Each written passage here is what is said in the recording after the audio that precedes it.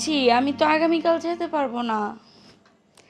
আপনি কক্সবাজার নিয়ে যান আর সিলেট নিয়ে যান, সেটা আপনার ব্যাপার, কিন্তু আমি তো যেতে পারবো না এখন। ভাই আপনি 1,00,000 টাকা দেন আর 1.5 লাখ টাকা দেন, সেটা আপনার ব্যাপার, কিন্তু আমি কালকে যেতে পারবো না, আমার ক্লায়েন্ট আছে। হ্যাঁ আচ্ছা ঠিক আছে, আমি রাত্রে জানাবো। ঠিক আছে এখন রাখি। ম্যাডাম আসসালাম ভাই। ম্যাডাম আনছি। হ্যাঁ বুঝলি তো, বেশি উল্টাপাল্টা করো না। হ্যাঁ গেলাম। ঠিক আছে গট্টু ভাই। আচ্ছা। তা এই লাইনে কতদিন ধরে যাবত আছেন? এই লাইনে কতদিন ধরে যাবত আছি সেটা আপনি যাই না কি করবেন?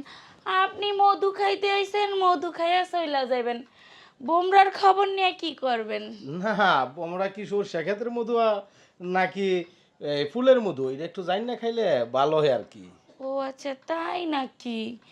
তা আপনি কলা বিক্রি করতে আসছেন, কলাই বিক্রি করেন, রদ দেখে কি করবেন?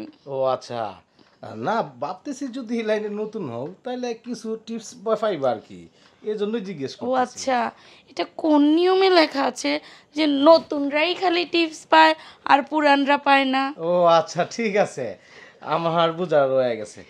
আর যেহেতু আপনি জানতেই চাইতেছেন আমি এই লাইনে নতুন না পুরান, তো বলেই দেই আমি মাত্র 3 মাস ধরে এই লাইনে নেমেছি।